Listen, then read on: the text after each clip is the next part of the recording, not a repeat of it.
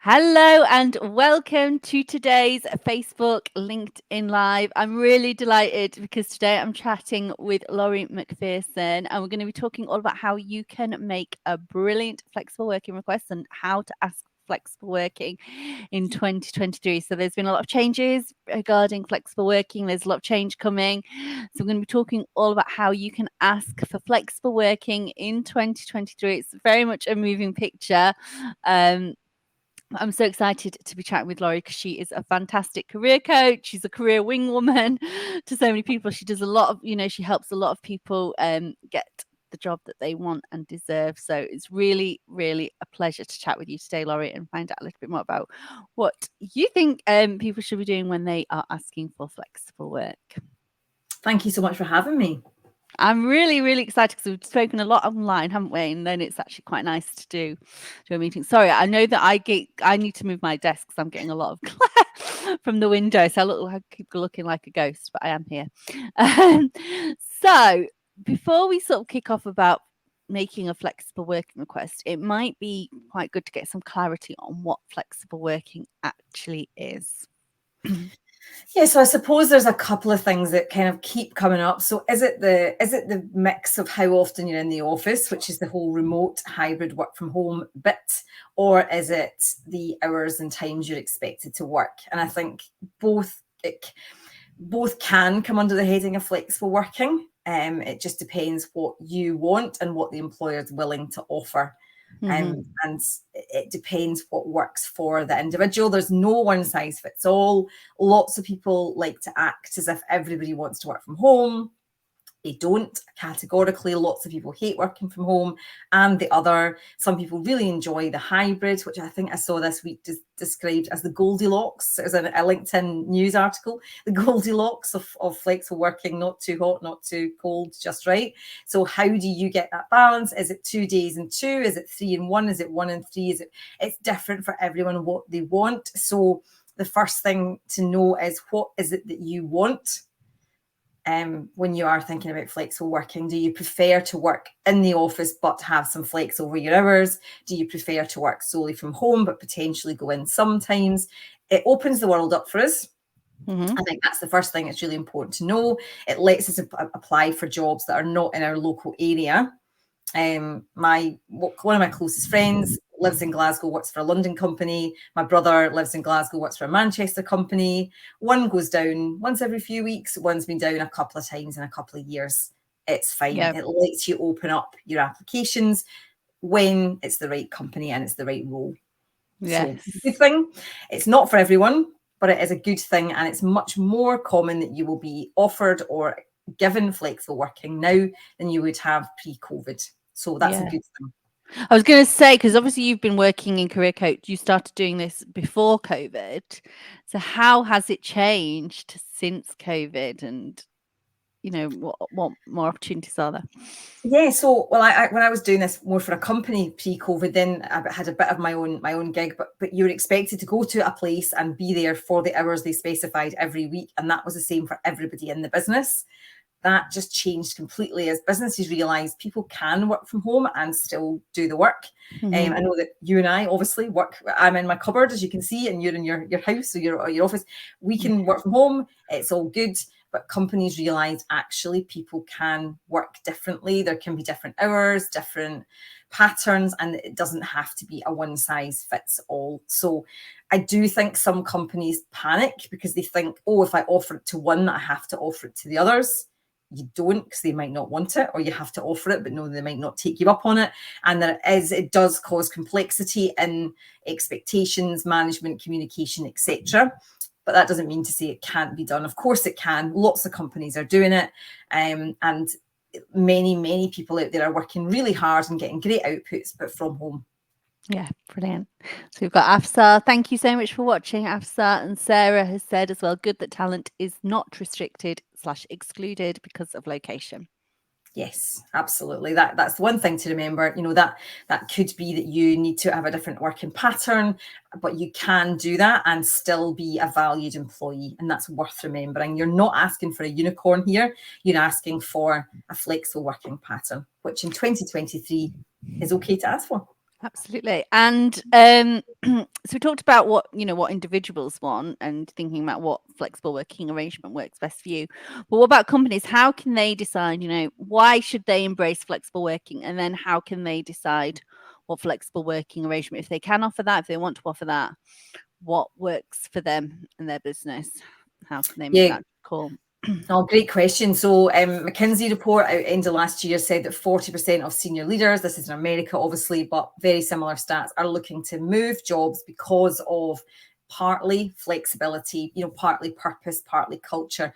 Companies who are not embracing flexible working are just quite simply losing out on amazing talent who might not want to commit Monday to Friday, 9 to 5. That doesn't mean that the hours that they can give, they can be a really, really valuable employee. And you have all of this talent who have the skills you need. We know there's a massive skills shortage in the UK at the moment. Every company needs people to go and work for them pretty much, but they can't find them. And often that's because they're not willing to flex the hours. And some roles, and I'm also going to say this loud and clear, sometimes flex is not possible. In some industries, I worked in retail, there was very little flex because somebody has to be there to open and close. That somebody was often me. Hospitality, the hours are the hours. Yes, they can sometimes take a lunch cover or something, but you can't have everybody do that, or you can't do the work. So some industries are more flexible than others, but office type roles where you can do most of your work at a desk can usually be made much more flexible. So companies who are doing that are realizing we've got great talent, we've got staff who work the hours that suit them, and they produce, they do the work. Companies who are not doing that are unsurprisingly struggling to recruit right now and not understanding why. And that is often the reason. And it can be tied in with a very traditional company culture, which people are just not really wanting to work in anymore. Mm-hmm. So what is the current legislation around flexible working? So correct me if I'm wrong here, but it used to be that you had to be in a company for 26 weeks before you could make a formal flexible working request. You could only make one every 6 months, I think. This has all changed. And you have the right to ask, they have the right to refuse for business reasons, but they have to give you a reason. More recently, thankfully, thanks to the work of lots of the flexible working organisations, Anna Whitehouse, Mother Pucker, and all of these people took it to Parliament last year, and they have agreed that flexible working will be a day one right. So you can ask from the word go. I don't think this has come into play quite yet. I think it's coming. So at some point, it will be your right to ask. They have the right to refuse. It is all down to how you ask. And we'll absolutely talk about that in this session. Wow. So that leads us brilliantly on. And then how should you ask for flexible working? If you are in an organization and you're not working as flexibly as you would like, how can you ask for flexible working in a way that is more likely to be accepted and said yes to? Yeah, so think about, first of all, being confident and clear about what you want. So first of all, get confident and clear on what you do want, and then ask for it in a way that is win-win. I think a lot of people ask, it's like asking for a salary increase, Liz, they kind of put that on your neck like you can't, and it's all a bit, ugh. So no, you're not asking for anything crazy, you're asking for some flexible working. So think about what you want. Think about your negotiation. What's your plan A? What's your plan B? What's your walkaway?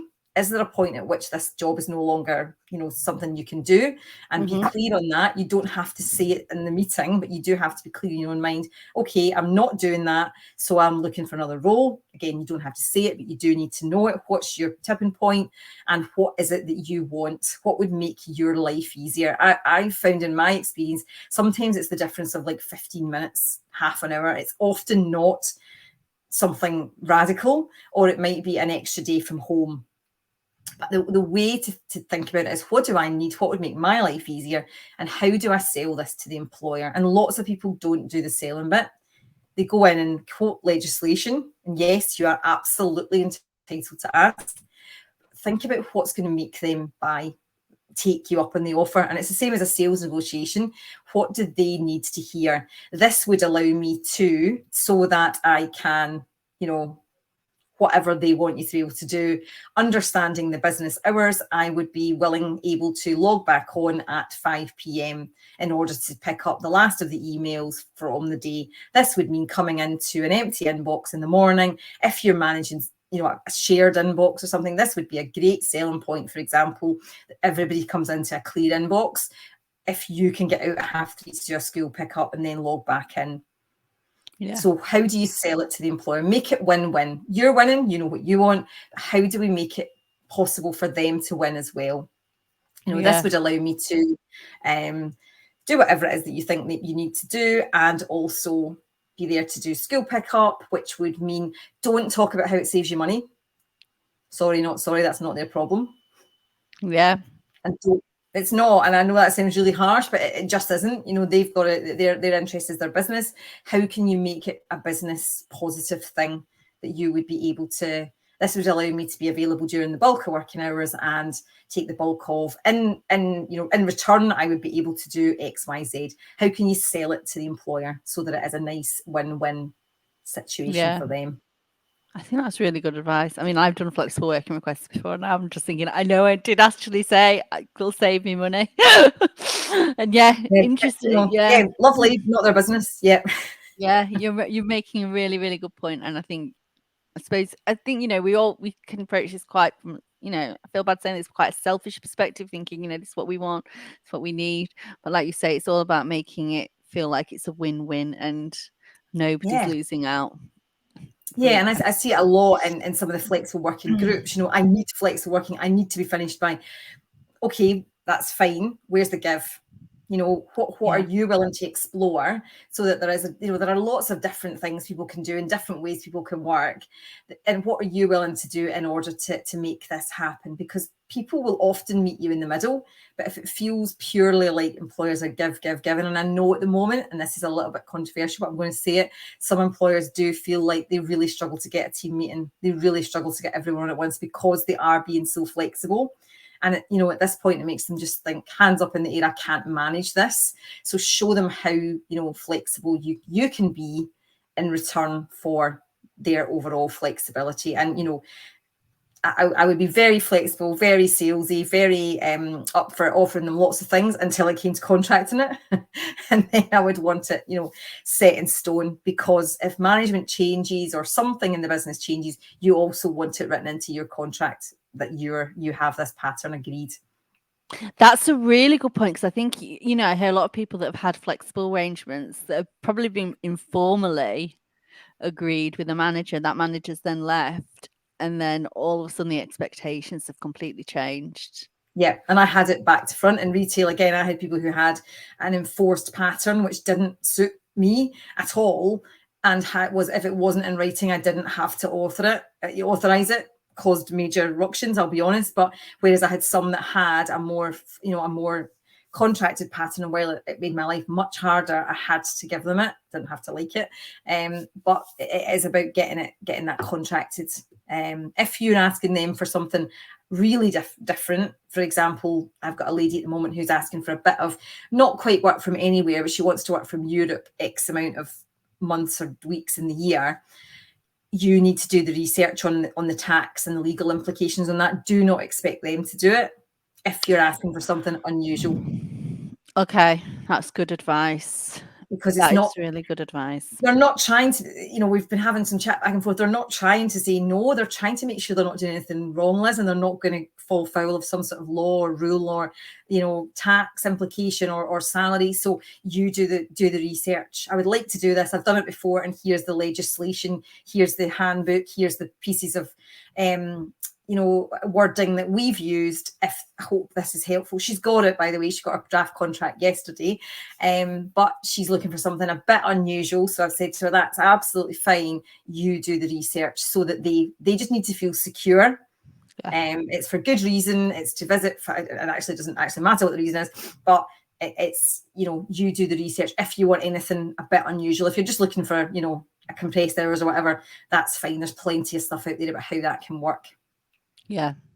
People are watching this. Let us know what your experience has been asking for flexible working. So what has been the reaction? Did you get it? Did you get? If you didn't get it, why didn't you get it?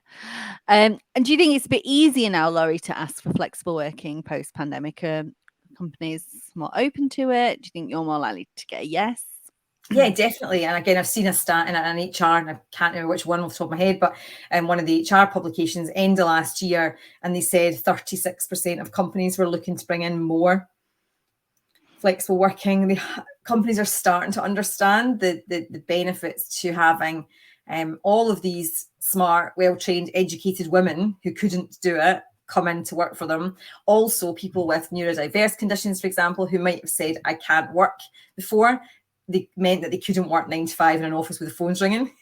They can Yes. absolutely produce an output from home or in a flexible fashion. Mhm. People with various disabilities, it benefits much more minority groups, women of colour, people who are differently abled. It benefits them disproportionately to be allowed flexible working. The Mhm. old ways of the 9 to 5 basically suited a society where a man went out to work 9 to 5 and a woman did his washing, made him his dinner, and we don't have that anymore.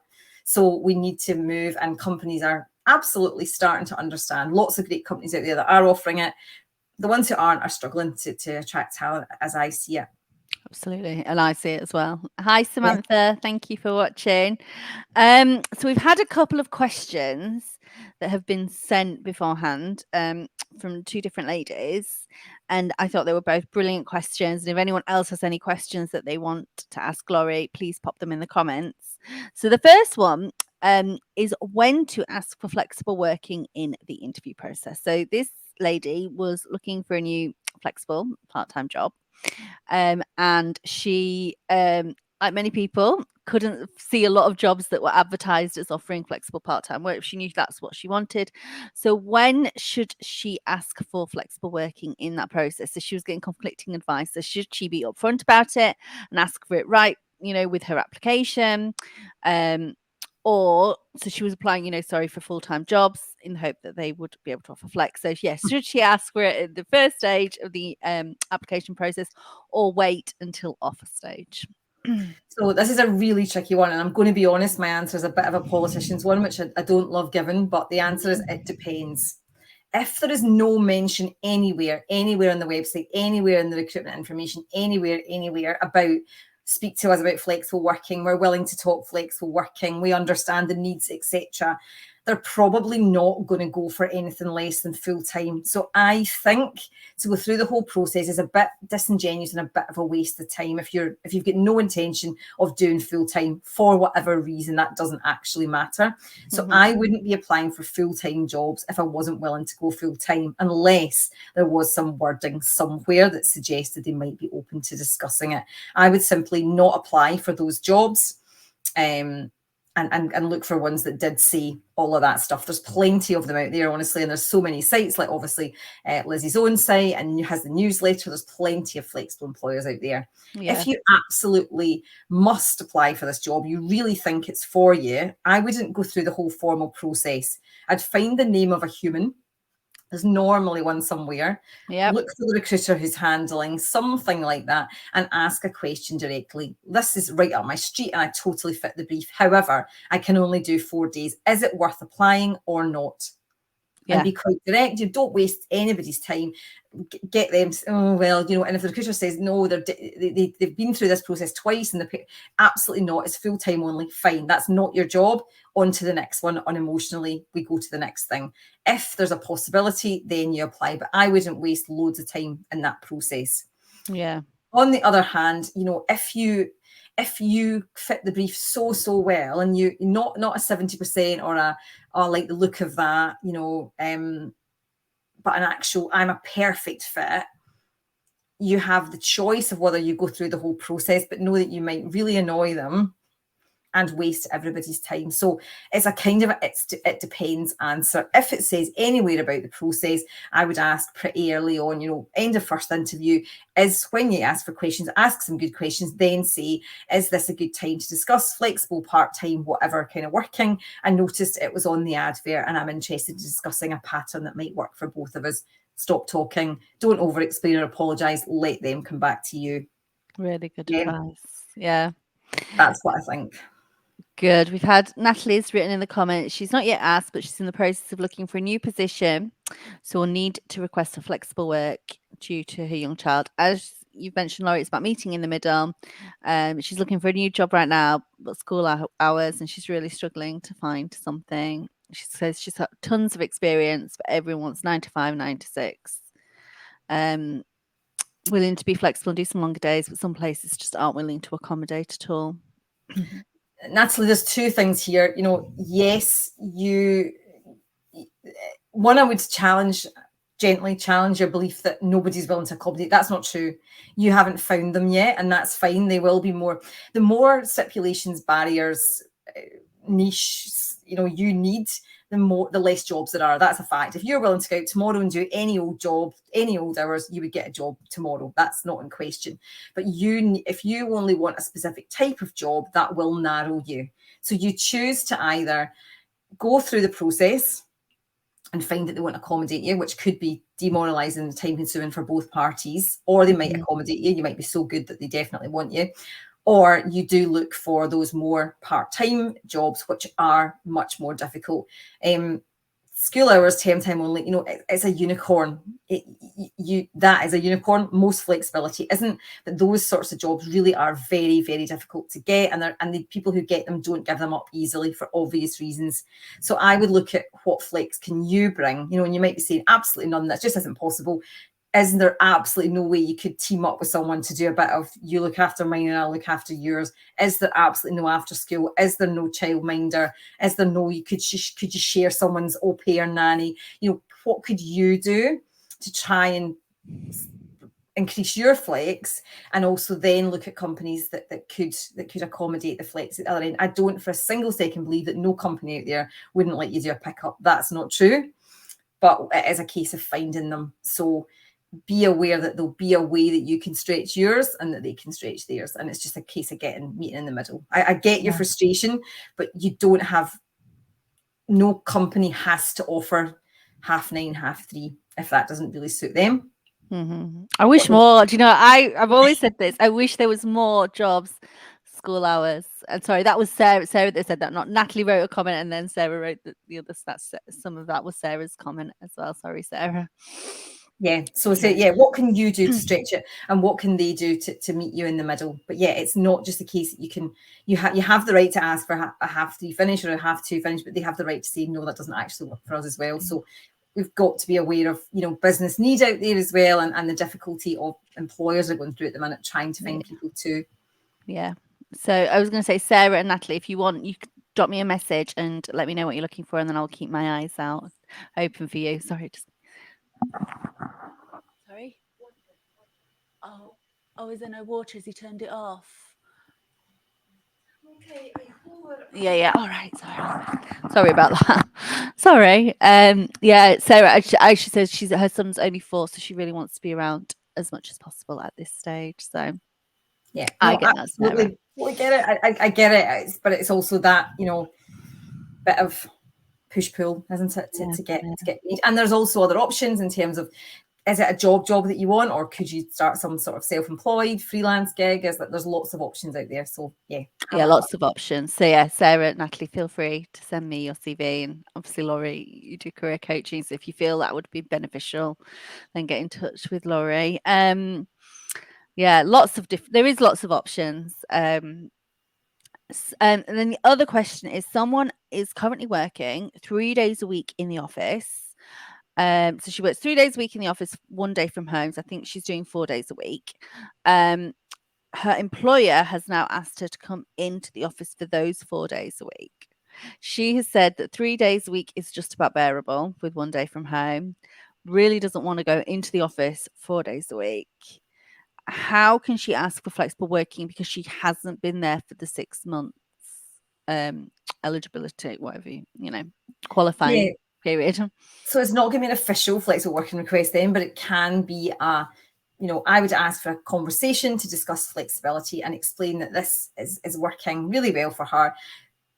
Obviously, if this is true, talk about how much you're able to get done from home, how you find the office environment. You can't actually get your specific thing done. I've got a friend who's an accountant who's got the two screens and looking at, and she just finds the noise of the office impossible. So stress how much you get done from home because of the sort of work that you do, and how that this works much better for you. Unfortunately, if they say no, it's a no, and you have to decide at that point, do I look for something else, or do I stay and do 4 days in a bit of a not that great situation? That is your choice. They do have the power, unfortunately, to decide, to say, no, we need you in 4 days. If it's because everyone else is doing it, certainly point them to some education material around how one size doesn't have to fit everyone. There's lots of organisations out there that work with businesses to show them how to get this right and how to do it better. It doesn't have to be the same for everyone. But, I would ask the question, what is it that you need me in for? What would I be doing? Is there some negotiation there again where you could do a 4th office day once a fortnight, once every 3 weeks? How can you again negotiate? If you're in a good position, if they need you, you're in a really good position. If you're in an industry where they're saturated with staff, don't know any of those right now, it's a different conversation. So have a think about how you can talk about what work you get done better from home and how office work would negatively impact you. Again, not talking about your money or your childcare, that's not their problem, but the work side of things, how that would be better, and see where you can go from there. I think as well, this might help as well if you if they say no and you potentially do have to look for another job, and you have to do those 4 days a week while you're finding something else. Just think it's not forever.